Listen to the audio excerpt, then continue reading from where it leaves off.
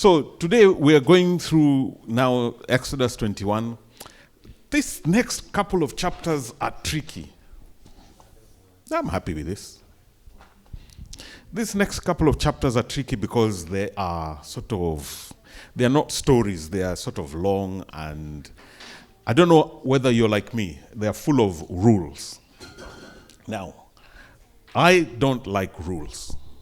And I loved one book that I read, I can't remember how long ago, and I've forgotten the title, but the person, one of the comments he made in that book, he said, rules are there to be broken.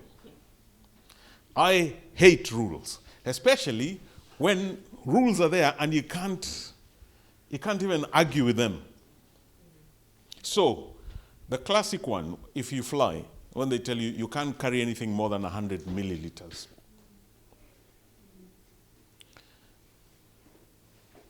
So if you have 110, you can't carry it. So what's that 10 mil going to do? It's not going to make a difference. But that's the law. I remember flying one day, and this guy, he was Nigerian. He had a perfume that was 150 mil on the bottle.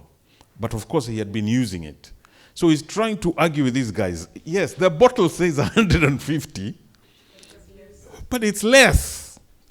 And they were telling him, listen, you've got two options. Either you leave it, or you won't fly. You know, and I think that perfume must have been expensive for him because he really tried to argue with them. Some rules are just difficult. Or even if when you get on a plane, I don't know about you, and you sat on the plane and then you're told you have to put the table, you have to tuck it back when you're taking off and landing. Or, especially when you're landing, then they tell you, pull up the window. It's like if you don't pull it down, if it stays down, it's like the plane will struggle to land. And the pilot is saying, please, can you go and check 32B? The window is still down. They need to come up. Some rules just don't make sense. Or am I the only one? I just look at them thinking, why do we have that rule? See, Jackie likes following rules. Okay? For a long time in I wouldn't say it is not in our home, but for a long time, I have always been a proponent of the small man fighting the system. Please stop laughing at me. And I used to love how she would be because we're recording, I will not say it me because I cannot be acknowledging that I've committed a crime. So I have not committed a crime. But I used to love when some people would come knocking on other people's doors and asking whether they've got a TV license. Now, a lot of you would panic when those people knock on the door. Me, I would go because you know the secret? You can never allow them inside. They've got no powers to go inside your house. So as long as they're outside, you can tell them whatever you want. They can't come in. For them to come in, they need to go and get a warrant from the magistrates. Who's got the time to do that? So we always used to get into a fight with Jackie because they would send these letters. Have you ever gotten those letters? TV license, we suspect that in this house, people are watching TV without a license. And Jackie would read that, say, I want to get an MBE, I cannot be affording to be messing around with this. And I would go well, they can't get in. Because I'm thinking, I kind of like the small man fighting the system. They're not going to get my money. Only to discover the other day, she quietly, silently started paying TV license.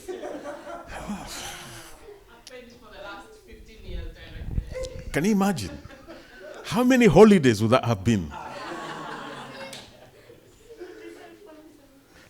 It's not £25 a year. It's per month. Yeah. It's expensive. It's expensive. And then I used to think, I think I'm a rebel at heart. God save me. And I don't like people being told what to do. And I don't like also being told what to do. You're laughing at me. But I came to appreciate sometimes you need rules. And one of the things I appreciated was, you know how we've got this, it annoys, but I can see the sense. When they've now reduced the speed limits to 20 in built in built up areas. And then you find some places say it's 20 for a reason. There's a reason behind it. And I never appreciated it until I saw, when I fly, the speeds and how they're controlled. So you see, when the plane is being pulled out, it's not reversing, the engines are, it can't, because that thing, the speed is too powerful. The speed has to be under control. Then once it's pulled out, they start the engines. At that point when it starts the engines, it starts crawling slowly. Because that thing, if it even just hits you at that speed, or if it comes across an object at that speed, it's a huge catastrophe. And it has to go all the way out in the middle of nowhere. And that's when it can afford now to pick up speed. And it flies out. I think it goes at what, 900 kilometers an hour? You know, you always think that's not a lot of speed. But you watch and see when an aircraft crashes. Nothing. In fact, I was surprised that guy who walked out of the Air India. Did you see that? Yeah. So only once away, and he walked out and he's thinking, what's going on? The thing just completely it's a whole wreckage. And then when it lands, the first thing the pilot does, he kills the speed. Because he can't afford to go with that speed. And then when it comes to where you're stopping, they've completely killed speed. So it's 20 for a reason. Because if you're driving and you come across an object, you're literally driving a weapon. Okay, I'm not teaching driving, so all of you are looking at me thinking, what are we talking about today? Today we're talking about rules, and rules that God had brought to these Israelites, and they are there for a reason. Okay? So today we're looking at the rules because they are there for a reason. And we'll read them as we read them, and they are long and boring and hard sometimes. I'll ask you to do two things, and I'm going to try my best. And if I say you're flagging, we'll just end the service. I'll ask you to do two things. So first thing you've got to do is, I love this English phrase that says, don't miss the wood for the trees. Is it the trees for the wood? Those of you who know English, Sarah, help me out here. You don't know it? Which one should you not miss? Don't miss the wood for the trees. In other words, you might focus so much for the trees, you forget to see the bigger picture. That's what it means. Aye.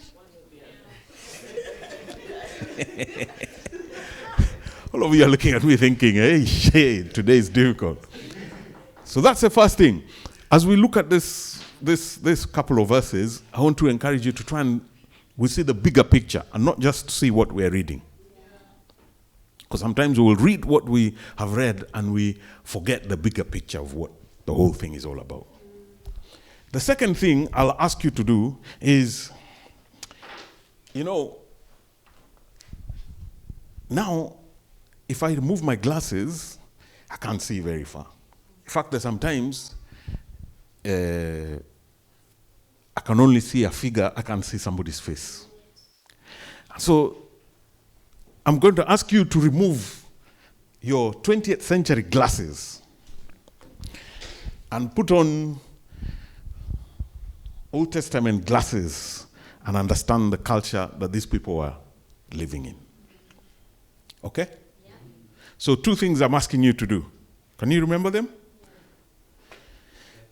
The way Steph is looking at me is like, this is a maths, it's bringing you back to your maths teacher. So try and, first of all, don't miss the wood for the trees, and remove your 20th century specs.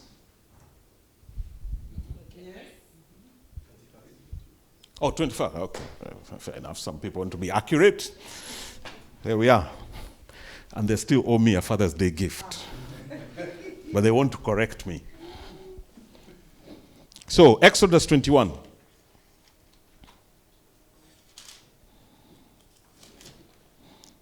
I thought I'd opened it. I don't know why. So, Exodus 21. This is how it starts. These are the laws you are to set before them. So remember where this journey that we have been on with these children of Israel, from Egypt, God rescues them. He walks with them through the wilderness. He takes them through the Red Sea, through the wilderness, and now they're camped at Mount Sinai. And at Mount Sinai, God is trying to turn them from a bunch of slaves into a nation, into a community. And because of that, he wants to set some rules of how they're supposed to live together. Okay? So last time we looked at Exodus 20, the 10 words that we normally call the 10 commandments. So God now, through Moses, moves on to start giving more rules and regulations in their lives. So he says, these are the laws you are to set before them. Verse 2. If you buy a Hebrew servant, he is to serve you for 6 years. But in the 7th year, he shall go free without paying anything. If he comes alone, he is to go free alone. But if he has a wife when he comes, she is to go with him. If his master gives him a wife, and she bears him sons or daughters, the woman and her children shall belong to her master, and only the man shall go free. But if the servant declares, I love my master and my wife and children and do not want to go free, then his master must take him before the judges. He shall take him to the door or the doorpost and pierce his ear with an awl. Then he will be his servant for life. I just want to start from there, because we've got a long way, and we'll probably, I don't know whether we'll go all the way to chapter 24. So already I can see all of you, your reactions, because what we've read, you're already starting to wear your 20th century glasses, and you're already starting to lose and miss the woods for the trees, or the trees for the woods, whichever I'm trying to mean. Because when we read it, there are a lot of things that scream at you, and you're thinking, what is going on here? So first of all, it says, if you buy a Hebrew slave, and all of you are going like, oh my God. So it means God permits slavery. That's all of you are looking at it thinking, why? God permits slavery. But I'm telling you, first of all, remove your 20th century glasses. When it talks, it says Hebrew slave. Okay? So, this is not the slavery like we know it. Slavery, and this word doesn't help us, but I'll try to be as simple as possible. During those times, people would either they planted. Somebody coming in? People would plant, and the harvest would fail. And maybe because of the failure of the harvest, they had no food. They had the fertilizer they had bought, they couldn't pay on loan, or things like that. So they knew if we stayed in our land, we would struggle. So what people would do, Hebrew, would go to a rich person who maybe was well off, maybe their harvest did well, and they would go to Steve all the way in the countryside from Blackbird Leys, and I would say, Steve, my little farm in Blackbird Leys didn't produce food, and I'm in the ghetto. Can I come and work for you? I would then become Steve's slave, property. He didn't go to buy me He didn't go to attack and take me by force. I came and offered myself because this is the only way I could survive. Okay? So that's the first sort of thing to understand. It's in contrast to what you would think as slavery. Because slavery was forced, it was unfair, it was people being taken captive against their wishes. This one was a Hebrew slave, somebody who was saying, I've fallen on hard times. Can I come and work for you in exchange for food and sometimes even accommodation? Okay? Anybody who's got a question? Anybody who thinks I'm wrong? I can't be both. So God was telling them, if people came to you in that situation, God was telling them they have a limit as to how many years they can serve you. It was not for life. They had to serve you only for 7 years. Afterwards, you have to let them go. Does that make sense now? So it's easy for us as 20th century Christians to read that and we say, oh, that's why we shouldn't, or people who can read the Bible and say, that's why we don't believe in this God of the Old Testament. Why? Because he encourages slavery. But that's missing the point. On various levels, context is important. But also, he has just rescued a bunch of slaves from Egypt. So this God is for freedom. And because he has rescued them from Egypt, now that they are going to become a community, the first thing he tells them is, if people fall on hard times, just like your forefathers did, and they went to Egypt, and how many years did they stay in Egypt? 400 years. God is telling them now, you should not keep people who are in trouble. For how many years? 400. Instead, keep them for 6 years. On the 7th, what must you do? Let them go.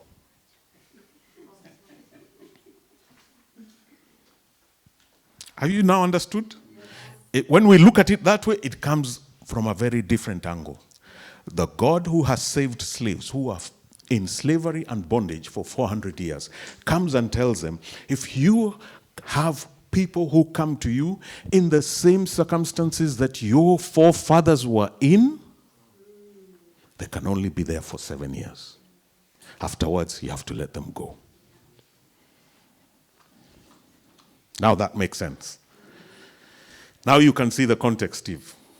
So the 7th year, you have to let them go. But then he says, if the servant himself is the one who says, I actually love my master. He's been fair to me. He's been nice to me. And we look at how some of the rules that God put about treating slaves, people working for you. He says, if I love my master and my children, and I love the way they take care of me, I got a single house there, I've got water, I've got food, I don't pay bills, the bills are taken care of. He says, if you do that, he says, first of all, and he wants to stay, he says, first of all, take him to the judges. The judges were the rulers who were ruling and supporting Moses. So you would go to the judge and say, oh, he has been working for me for 6 years, but he doesn't want to go. He wants to stay with me. And the judges would say, is that so, Madam Stephanie? Yes, okay. They would then go back to your house, and you have your ear pierced at the doorpost. And what that meant, it was a symbol saying, I had a choice and I was free to go, but I chose to stay.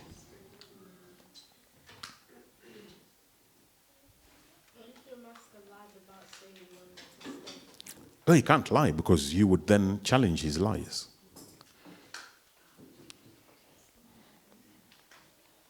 You are free to go, but you choose to stay.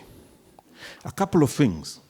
That's the same thing that we have in Christ Jesus. We are free to go, but God wants us to make a choice to stay with him. All of you are looking at him as if, this Bible, which one are you reading?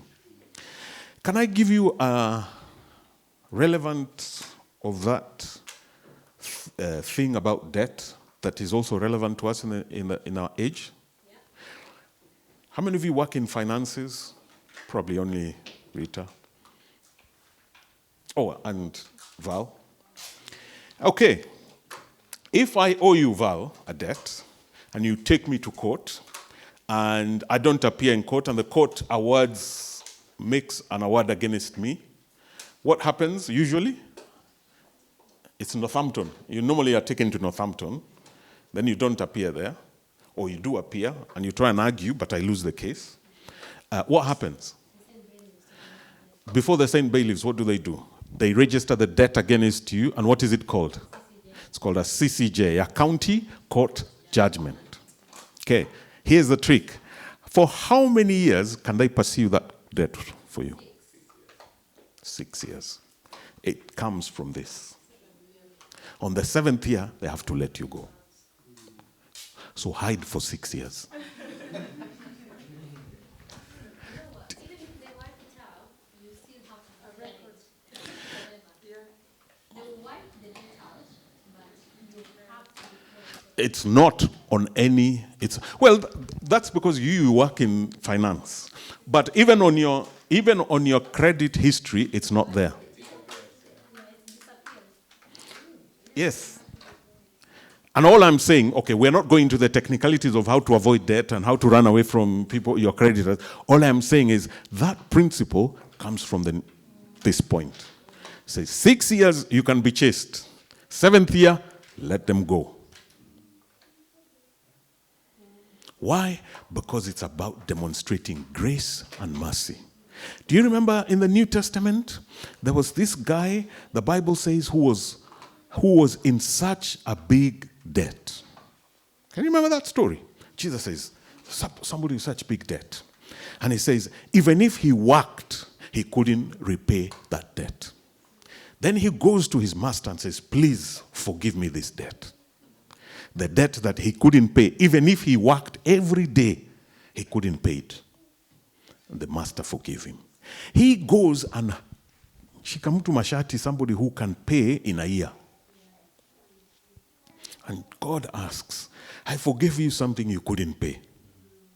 Why could you also not extend the same forgiveness to your fellow servant? And when we read through Exodus 21 up to 24, and even in Deuteronomy if you read it, again and again, God will remind the Israelites, you were slaves in Egypt. Treat foreigners nicely. That's why I am happy that the House of Lords, that's one of my prayers. I forgot to say, Matthew. But I'm still praying because the parliament can still ignore it.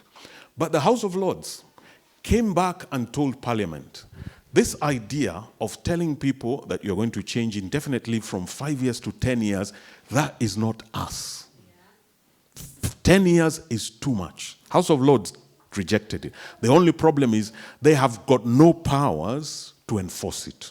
All they do is they send it back to the lower chamber, parliament, for them to look at it again. I am praying that they look at it again and sense prevails. So that all of you who are just waiting, you can get your indefinite leaves. And then you continue your life. And then you are free. That's the point. 5 years free after that. Does that make sense? Yes. Should we continue ama tumalizia hapo sasa? 12:30. I didn't want to carry for so long. Verse 7. Might be controversial now. If a man sells his daughter as a servant, she is not to go free as male servants do. Now already, all of you will react. Oh, no, we are living in a world of fairness and equality. It shouldn't be the same. If she does not please the master who has selected her for himself, what must he do? He must let her be redeemed. He has no right to sell her to foreigners. because he has broken faith with her. If he selects her for his son, what must he do? He must grant her the rights of a daughter. If he marries another woman, he must not deprive the first one of her food, clothing, and marital rights. Then it finishes. If he does not provide her with these three things, what is she to do? She's to go free without any payment of money. Now, again, I'm asking you, please, can you remove your 21st century glasses and look at it from their culture? Their culture, women were vulnerable. If you now take a woman to work for you and then you say, go away, she's probably in a position where she can't be married. And in those contexts, unfortunately, marriage was some form of security for women. Unfortunately, we can't argue about that. We can't say rights or wrongs. We may not agree with it, but that was the reality then.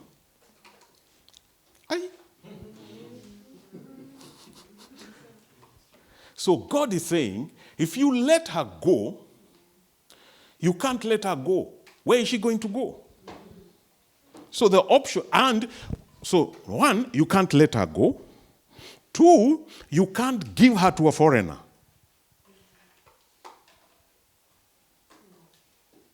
The options are either you take her as a wife, or she's married by your son. If she's married by your son, she acquires the rights of a what? A daughter. And all these things is God trying to show humanity you have to be gracious to people when they are at their lowest.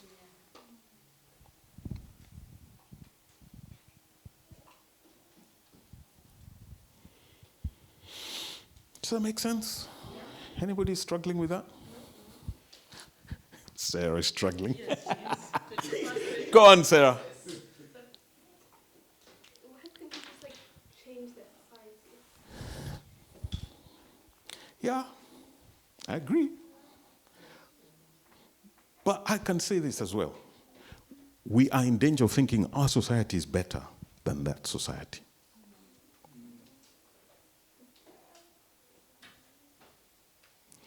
There are things that we do in this society that are terrible. And I get your point, Sarah. But personally for me, and we'll see how we'll complete this. I can't see us finishing it today. I struggle, and I don't know whether this is answering your question. I struggle with the Western's asylum process and policy. Okay? I work with people who are mentally unwell, and some of them have committed serious crime. And I had one of these people I met, was it last week, an Iranian. Okay, an Iranian. And when you meet him, he says, all I want to do is to work. See, for me, I think the government, MBE, please, can you tell them I have got ideas to help them? I think the government is missing a trick. If people come in who are asylum seekers, what do? The government first has to provide accommodation. And this past couple of 5 years, they've been paying hotels. I am telling you, if you are having a hotel, you are a millionaire by now. I'll give you an example. Like we had Holiday Inn is just by our house. It's not too far from us. And I don't know how many rooms it has. And I don't think it was fully occupied. But because the government was housing these asylum seekers, they were paying for the whole hotel as if it's full board. And I don't know for how many years they were paying. Oh yes, we tried. Okay, actually, the other day Steve was saying, I'm going to buy you breakfast in Holiday. I think it was a scam. He knew it was closed. So we ran there to Holiday Inn only to discover it is closed. And it's still closed up till now, and the government is paying. You and me, our taxes are paying for people who are healthy, young, and capable to stay in a hotel room, doing absolutely nothing. And it's the owner of that hotel who's making money. Because he's not being paid by how many people are there. They are paying for the full thing. Can I ask you a question? Those of you who calculate. If they were to house those people in their own flats and tell them, we're giving you 3 months, in 3 months you should be working. But your asylum system, we're still processing it. But you work. If we see you are working, then we can see you can stay in this country. Are we going to waste money or are we going to recover money?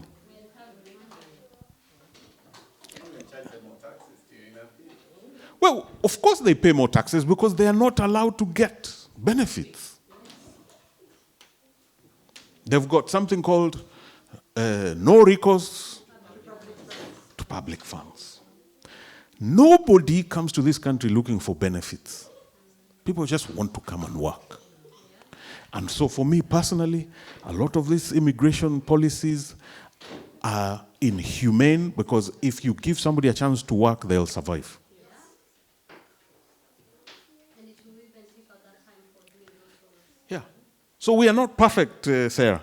There's some things that when we read the Bible, we think, oh, this is not good. But actually, if we ourselves, maybe if the people we are reading about, if they were now to come and see how we survive, they would look and say, why can this guy not work? He's healthy. He should be able to work. Does that make sense? Yeah. So we just need to be aware that sometimes we can look at things in the Bible and we can be very quick to criticize. Jesus says, if you are very good at looking at a speck in my eye, but yet in your eye you've got a very huge shot over forest.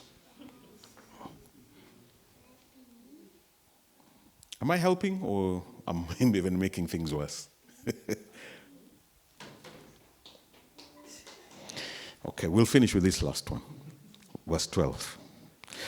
So the point that you will see in these rules, and I told you they were a bit boring, because I can see some people have already gone to, that's fine, don't worry. Actually, take a picture of him.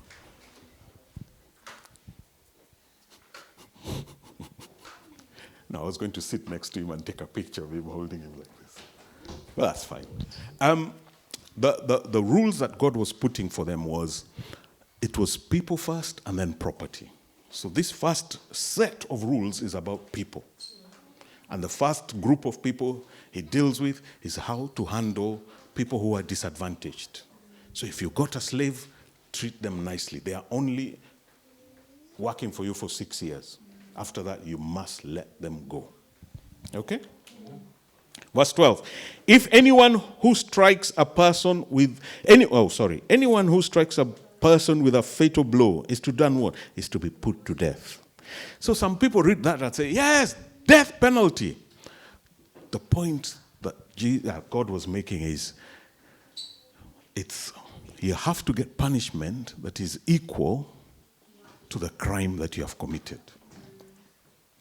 However, if it is not done intentionally, but God lets it happen, they are to flee to a place I will designate. And this is where the idea of running away from trouble. You remember Moses ran away when he committed a crime and did something and he had to run off?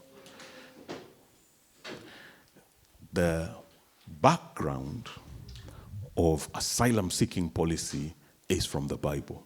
That if people are facing hardship in one particular area, they can flee. Now in this time they're saying, if you've done something unintentionally, God provides a means. I'm not saying that you run away from crime. There's a guy who stole, I'll finish with this one. There's a guy who used to work for, what are these security guys who carry money? Group 4. Is it Group 4? G4 means Group 4, isn't it? G4S, okay. So he finished working for them, but he still had the outfit. So a couple of years ago, I think 5 years ago, he walked into a bank with a full outfit. And of course, when they saw him, they put money in the box, and he walked away coolly with about 120,000 pounds. And then the next day, he flew to Ghana. He disappeared. Only thing he did, he also came back. After 4 years. Then the mistake he did, he ordered with an Uber for a meal. And they could see the name.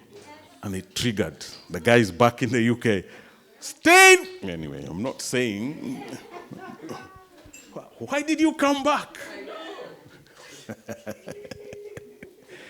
But now we've got extradition agreements that if you commit a crime and you run off, they can bring you back. So don't commit a crime. That's the point. But God was saying there's mercy. There's mercy. The point is there's mercy and you can always start again. Find somewhere where you can start again. Crime, whatever you have done, that does not mean it's the end of your life. Prison or whatever punishment you get, deal with the punishment, pick up your life and move on.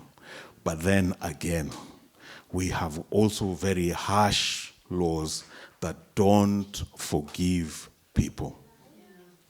I've come across a lot of young men. I remember just as we were starting Access about 10 years ago, I came across a young man who had, I think, robbed with violence, had gone to prison for 5 years. He comes out, he can't get a job. He was in university, and he didn't know me from Adam, we just met, but he was happy to tell me his story. In other words, he was trying to say, I have learned my lesson, can I move on with my life? But we live in a culture that keeps on reminding people about their past.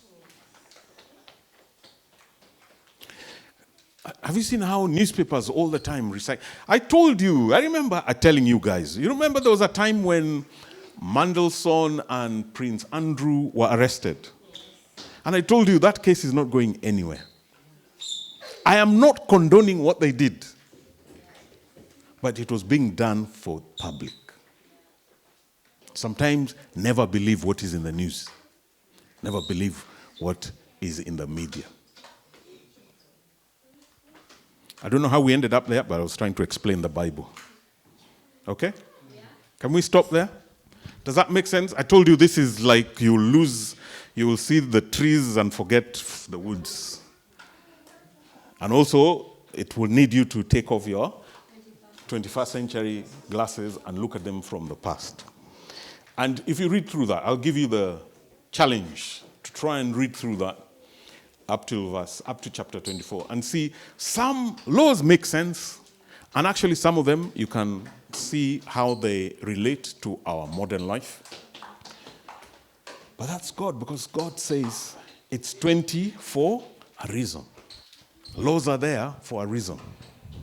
They are supposed to protect, first of all, the vulnerable, so that the powerful don't get away with it. Yeah?